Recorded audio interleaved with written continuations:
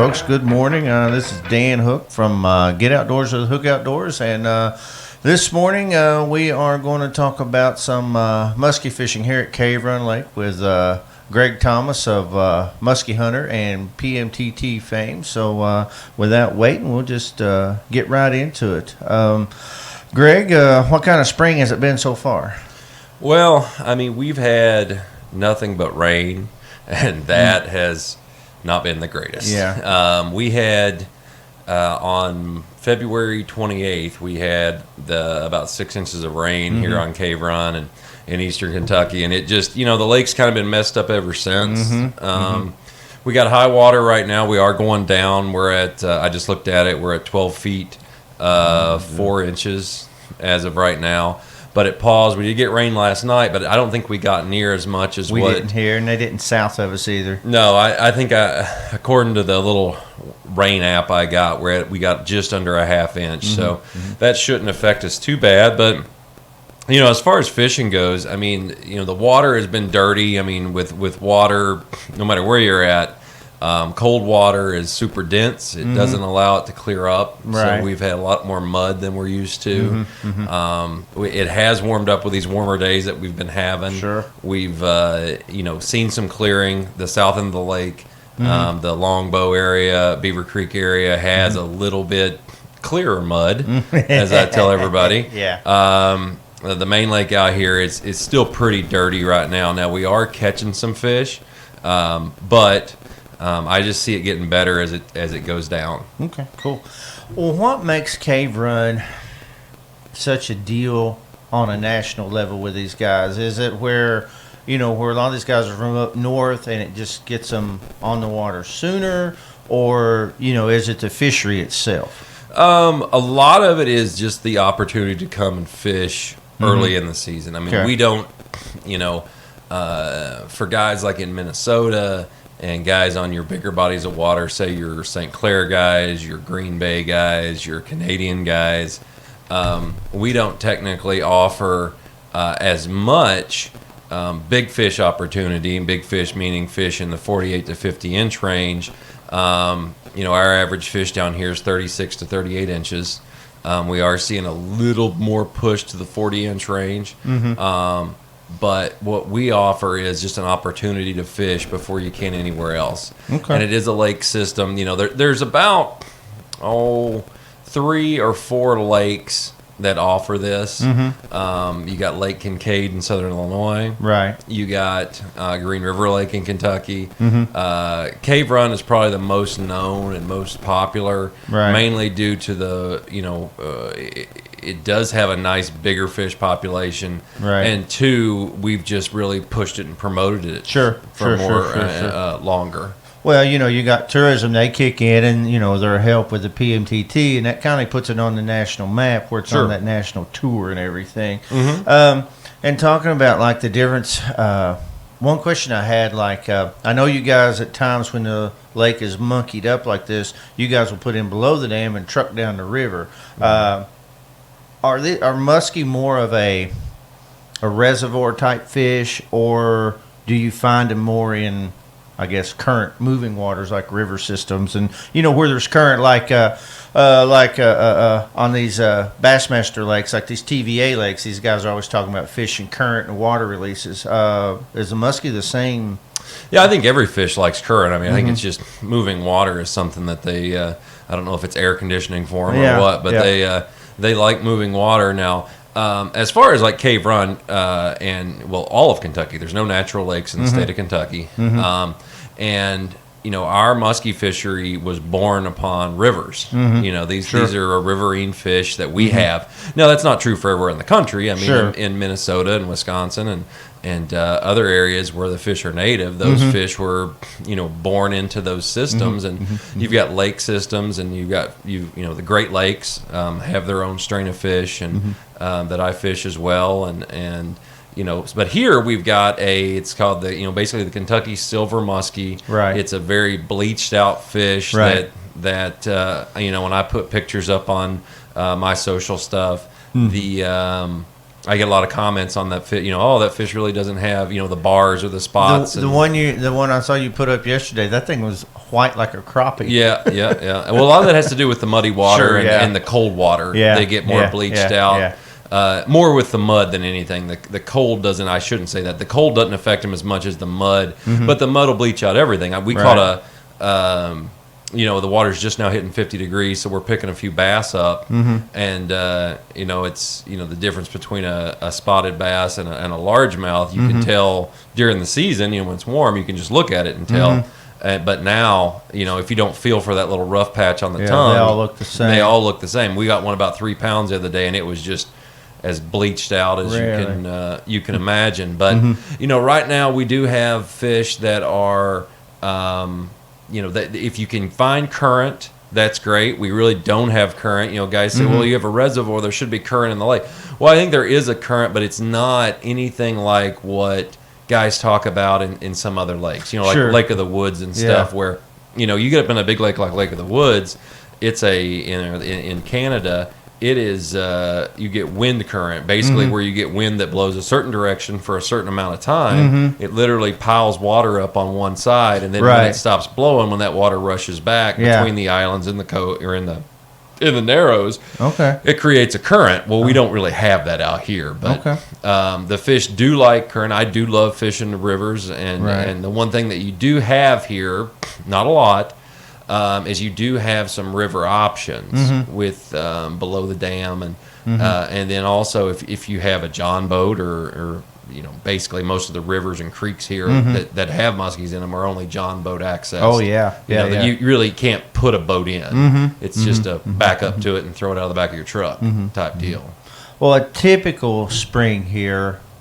Well, it seems like the last 3 or 4 years, this has been typical, but a normal spring where the water isn't all monkeyed up and everything. What's kind of a springtime pattern here? Well, the biggest pattern that we're known for down here is the rattlebait pattern in the spring, and my partner in the magazine, Tony Grant, really has pushed that. He had some rattlebaits that he was selling there for a long time, and actually now Lungin Lures, out of Southern Illinois, and I don't know if you'd say Southern Illinois or the other one's in Hawaii. I don't know which one got the best thing there. Yeah. But Lungin Lures is making it now the rattling shad, and your rattlebaits, whether it be 1 ounce rattle traps, half ounce rattle traps, 3/4 ounce rattle traps, the rattling shads, any type of lipless rattle bait has really been the thing because mainly what you're looking for now, or one of the big things you're looking for just to catch fish. I'm not going to say it's the best big fish pattern because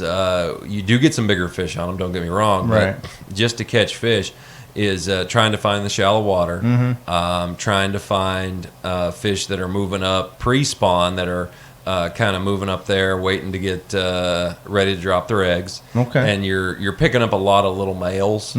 The bigger females are there, but that's one of our big patterns is fishing the shallow water with rattlebaits. And then for me personally, one of my best patterns is actually short line trolling, shallow water. That's one thing that I've done. A lot of people know me for that down here, and it's just a super effective way to put a lot of baits in a little amount of area. Yeah, we've known each other a long time and everything, and I was just curious, is that something that short line trolling method, is that something that you kindly got from that you've kindly modified or adapted, that you've seen done and you just brought it here and you've adapted different things to make it work here versus well, it's guys in Ohio been doing it, guys in PA do it. I think I was really one of the first guys to do it here and really push it here.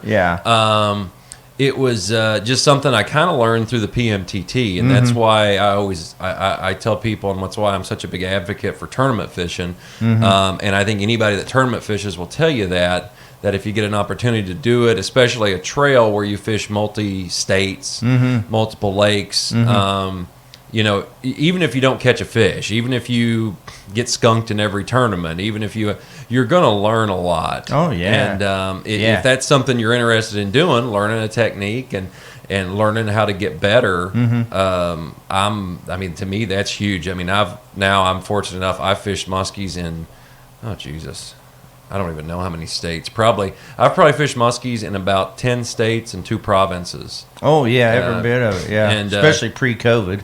Yeah, well, you're talking about, like last year it never flooded at all. We had a perfect spring last year. Yeah, except we had the White Death. Yeah, and a travel ban. Yeah. Last spring set it perfect. I mean, it was hot. I mean, Lord, we had 80-degree temps in April and warm water and. Yeah, it was we had a perfect spring last year, and then we just got basically this week I got shut down this week last year. I think my last trip might have been like April 1st or April 2nd, something like that, when finally everybody got, because our business doesn't come local. No. We have traveling, and like tomorrow I've got a guy from Green Bay for 2 days, and I got a guy from Chicago Monday. And just like here for us with our lodging, we have people coming in this weekend. We have a couple guys from PA, and then there's a couple groups from Illinois coming in, and places like that. And that as far as the muskie business goes, that's just what it. It's all travel business, and let's face it. I mean, the muskie industry for this area is a huge tourism boost, and it helps everybody from the bars and restaurants in Moorhead to the bait stores and speaking of that, the industry itself, I've seen the changes in it here locally, because I've grown up here, and the way it's been really pushed from, I would say, I guess probably about the time you started guiding there in the mid-90s or so, something like that, and just the growth of the guides and the guide trips. I mean, how's it changed on a national level? Is it getting more prominence? I mean, is there? It is. I mean, you're hearing more people talk about it. I mean, and the help with that too is that our fishery, we have developed into, and a lot of it comes down to social media. More people are learning about it. It used to be message boards, when message boards become a big thing, and the message boards got really popular there. Let's say that in the late 90s, early 2000s, right? Message boards became something, and so guys were really looking at that. And then now that social media is taken in, it's more and more people are learning about muskie fishing. But what's happened is you're seeing a lot of people run towards the I don't know if I should say it. They're chasing the bite. Yeah, you get guys that chase the bites. Yeah, wherever the best bite is now. Yeah. So. Like right now, there's a lot of people that are fishing Lake St. Clair. There's guys going to Green Bay. Minnesota was like that, but Minnesota, I was actually there during the rise of Minnesota. That happened. I lived in Minnesota. I've lived in Minnesota for at least 2 months of my life every year since 2001. Right. And so I watched the Minnesota fishery. I was part of the Mille Lacs rise when Mille Lacs was probably the best fishery in the world, and it still has some of the biggest fish in the world in it. It just has a super low population. They're actually right now trying to meet with the DNR to get the stocking effort put back up there. Right. And other than that, I mean, it's guys moving a lot, and the other thing is that you're 50 inches. A 50-inch muskie is the 10-pound bass of the muskie world. It's the benchmark. Oh, yeah. Okay. But now it's funny because if you look through Muskie's Inc. records, through catch and release, through management, through advancements in equipment and baits and everything, I've never seen so many 50-inch fish getting caught as we are right now. Even here when they're on the bite, and there's not huge numbers of 50-inch fish here, but when they're on the bite in the fall here, there seems to be it was last fall. It was great. Yeah. I mean, I talked to guys. I still have guys running trips down here in the fall for me, and I talked to Tony and everything, and it's I heard more numbers of that last year than I had heard in a long time. So it's definitely that benchmark is definitely growing. I mean, it's still there. That's still the number, the one that guys want to get the repo of, and that's the one that they that everybody shoots for. And like I said, it's the 10-pound bass of of our sport. And like we were talking about the spread, the increased, I guess, awareness of it, like the PMTT that they had in. What was it, Iowa last year? Where they just smoked them. Yep. I didn't even know there was a Muskie Lake in Iowa. Well, there ain't many. Well, for one, there ain't many lakes in Iowa, and two, the interesting thing about Iowa is the pigs outnumber the people 3-1. But it's known as the Great Lakes of Iowa. We're out there at Spirit and Okoboji, and phenomenal. Yeah. No big ones. In the tournament, I don't think there was any really big ones. There was. There was a couple of 48s caught, and but just big numbers, just huge numbers. I mean, we got 2 fish the first day, 2 small fish, 30 low 30s, and we were on Okoboji, and we were talking to my at the end of the day, every time you go into the tournament, you're like, what do you think was caught? What do you think? And we talked to a few boats that went by us, and we were looking around, and nobody, and we were going, probably 25, 26 fish caught, and that's pretty good. I mean, for a tournament, in our tournaments, we average right around a 15% catch rate. That's on the PMTT. It's a 15% catch rate. Yeah. But and then we get back and we start hearing some numbers from other guys, and we're like, yeah. And one guy said, we heard one guy got 8, and we're like, hey. Ain't nobody catches 8 fish in a day. Yeah, and we get back, and there was 57 fish caught that day. Yeah. At the end of the day, and the funny thing is we were fishing Okoboji. Yeah. And there was 52 fish caught on Spirit, 5 on Okoboji. So, and we caught 2, so we thought, well, hell, we're doing great. But and then the next day we're like, we're gonna go to Spirit. It was like on Spirit when it was like the guys going out to catch the fish in Jaws. Everybody leaving in their bathtubs and of course we didn't catch anything. But it was it really was phenomenal. Did it just set up good? Was just the water and the weather? It was just no, I don't know. I mean, it just. It's Iowa, so the wind blows constantly.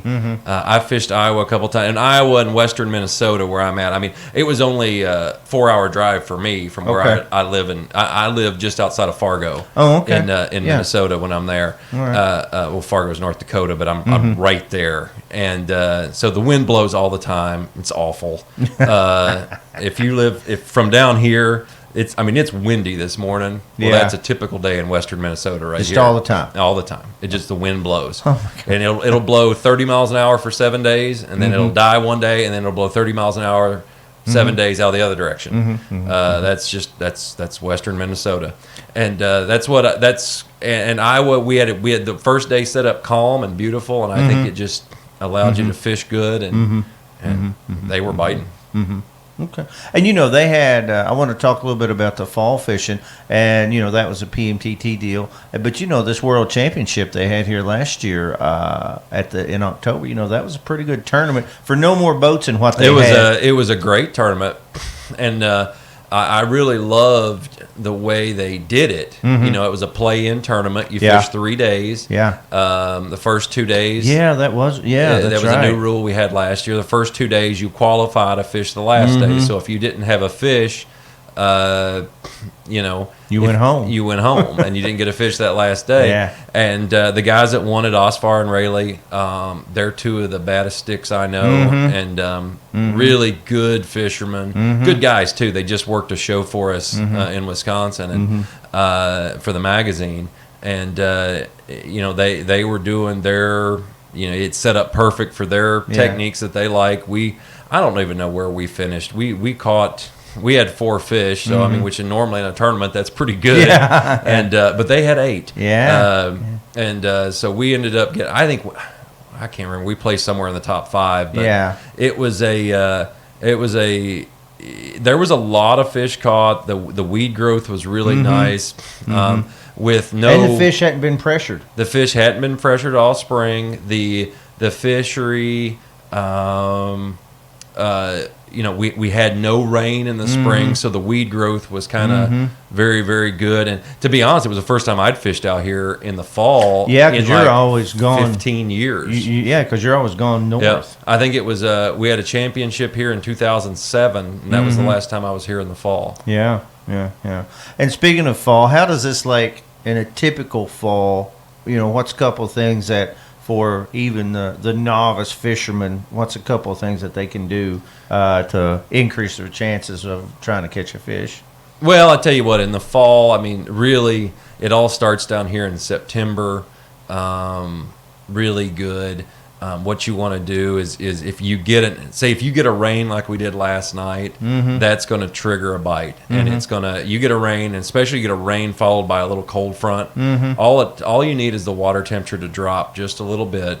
I mean, I'm talking like 2 degrees, and get some fog on the water and really drop that temperature some, and just spinner baits, bucktails, and topwater in the backs of the coves. Yeah, that's pretty. I don't care what cove it is, as long as that cove has some type of defined creek running into it. Yeah, a little bit of inflow. A little bit of inflow of water. Okay. There'll be fish back there, and go as shallow as you possibly can, and you'll catch fish, especially early. Get out there, or it's very pre-sun hit the water bite. Okay, and I guess another thing too, like.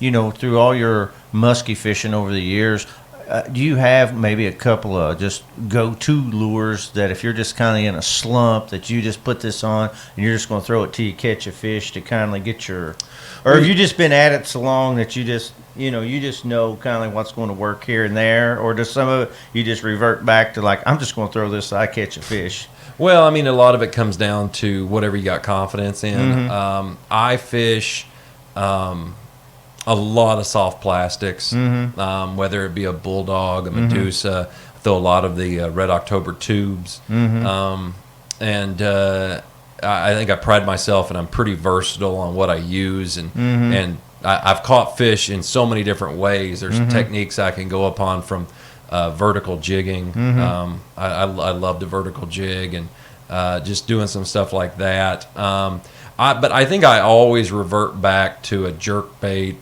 rubber bait pattern, just just because that's like kind of what I grew up fishing. And that's what if it's really, really tough, I always revert back to that. Okay, I was just curious, and I guess talking about the fishing tackle, just the evolution of tackle and techniques and electronics since you started back in the 90s. Back when you started, even electronics was basically a flasher, and I guess they had LCD graphs back then. Maybe. Yeah, no, they did, and I remember but they were pretty basic. They were pretty. Everything was black and white. Yeah, you had black and white, and I remember the first map chip I ever had was like around 2000. No, it was born like 2002. Yeah, and I thought that was just amazing. Oh yeah, to have a map chip. And I was always blown away by that. But no, it's evolved into, every year it gets better, and I'm a huge believer in electronics. I use side imaging, and the Humminbird mega imaging to me is one of the huge game changers in our sport. I talked to these crappie guys here. I talked to that Chris Mann. He's that national crappie guy. And he was telling me that what they use, like, I don't know if they use live scope or what he uses exactly, but where they fish these tournaments, and they're only allowed like 7 or 8 fish.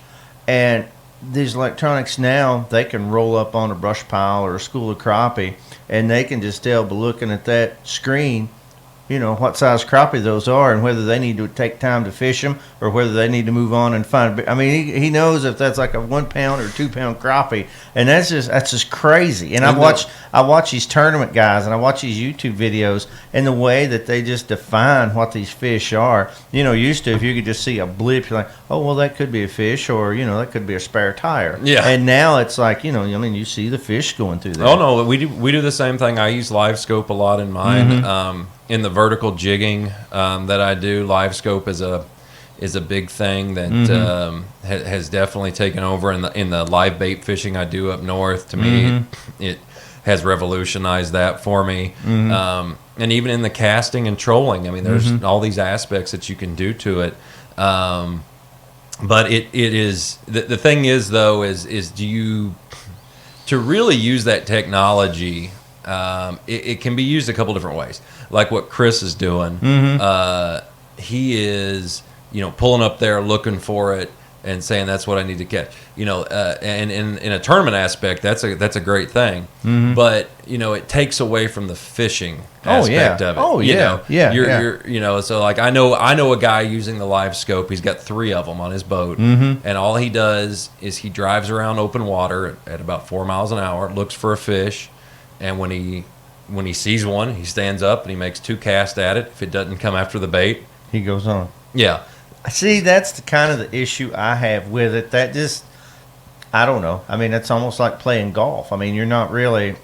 I mean, of course, golf takes a certain amount of skill. I know, but you're not having to put the work in. You're not studying that map. You're not trying to. You're not figuring out. Well, they're here, they're there. You're just driving around, looking for an opportunity. Yeah, exactly. And that's 2 ways to look at it. Is that do you want to just catch fish, or do you want to enjoy the body of water and the nature and all that? And I'm the same way. If I'm in a tournament, I'm looking for that fish. Yeah. If you got money on the line, I'm looking for that fish.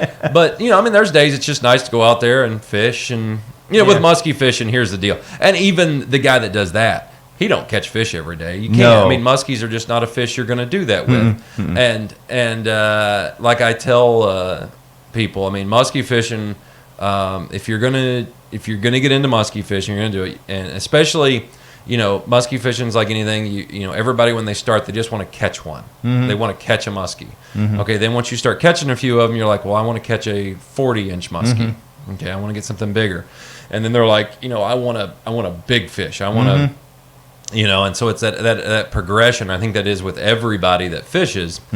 But with muskies, and I tell this to everyone, is like if you're wanting to catch bigger fish, one thing that you're going to have to do is you're going to have to go to where those bigger fish are in numbers. Yeah. And then, but with that, you've got to be able to handle the skunk. And I say that a lot to people is like if you can't handle the skunk or handle the days on end of not doing any good, then you're probably not going to do very good there. Yeah, I mean, even look like at your level of fishing here, where you fished the PMTT year in and year out and had, great success at it. I mean, there's a lot of days on your home lake that you grew up on that you're just like, man. I mean, it is, and some of that comes down to, the fish are in, a post-spawn period, and that maybe like a majority of them are up the river, and you just can't fish that's out of bounds, and so the fish are scattered, and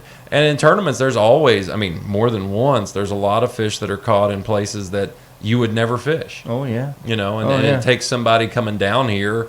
Fresh set of eyes. I believe that totally. That makes a difference. You get so ingrained that, like, well, I go up behind the marina, I go just past this last buoy on the left in 10 foot of water, and there's a fish, and you do that all the time, and sooner or later that fish isn't going to be there, but yet you're still fishing it. Sure. Sure. And then these guys from up north or wherever come down, and they're just out here, and they're just fishing what looks fishy. Sure. And they don't have a hole that they're locked into. Yep. And I see that a lot with a lot of these bass guys. They'll go out there and they'll beat the same brush pile, just beat it to death every Wednesday night. And sooner or later it just runs out of fish. Oh yeah. I totally agree with that. Now you've mentioned we've talked about the spawn thing a little bit, and I just want to get this one last question in before we wrap up here. Do the fish, the muskie, do they spawn here? Or do they just go through the motions? I've heard both. I think they do both, actually. I mean, it's the whole Jurassic Park. You can't stop nature. Nature finds a way. I didn't know if you'd actually ever seen.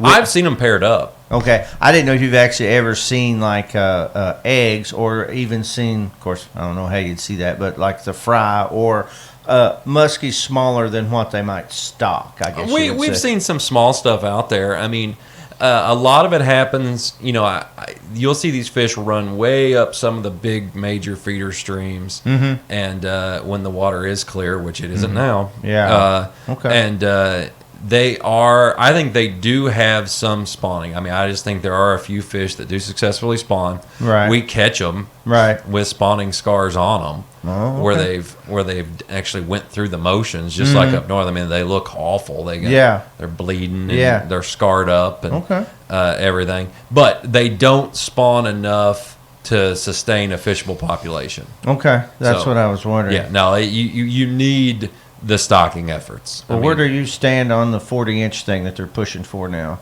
I'm totally for it. Okay. I want to see it happen. And I wonder about, and I think one reason, and then we'll wrap this up. One reason, like I said, I'm born and raised here, and I can remember back in the day when Cave first opened, and you were allowed to keep 4 30-inch fish. Oh. And I've looked through all my mom and dad's old pictures and stuff. We had a rack out here in the front, had metal hooks on it, and there's a ton of pictures with guys that's got two guys with 8 muskies hanging there, and those things are going home and going in the freezer. Oh, yeah. And now that just doesn't. I mean, there's people that still keep them, but not to near the degree they used to. And I think that's one thing that's helped with the population here.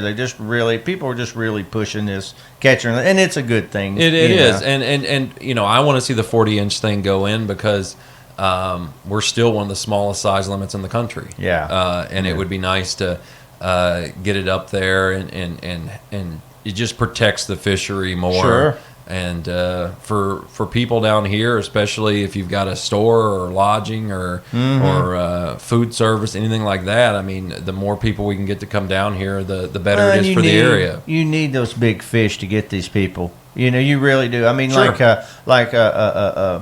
People here, and you get these guys coming from north. I mean, they want to catch fish, but if they knew that they could come down here and have a legitimate shot at catching a 50-inch fish, just like guys from here that go north. That's what they go north for. Sure. Yeah, granted, there's bigger numbers of fish there, but they go north because they've got a good shot at catching that giant. Sure. And I think the 40-inch limit would eventually get us to that here. No, it would, and I think that would help the fishery, help the area, and do nothing but a good thing for this place. All right. Well, folks, we're going to wrap up. Greg, if you just want to give out your contact info as far as if people are interested in following you on social media or even booking a trip or something like that, you can fire away. You can get a hold of me at battlethebeast.com. You can also check me out on our social media stuff, which is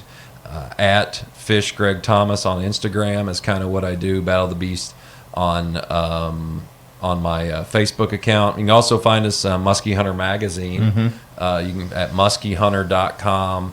Also, it's Muskie Hunter Magazine on Instagram. We post a lot of stuff there, or you can just give me a call if you're interested in a fishing trip, 606-776-6729. All right, well, folks, that's going to wrap it up today. And as we always say here, just get outdoors with Hook Outdoors.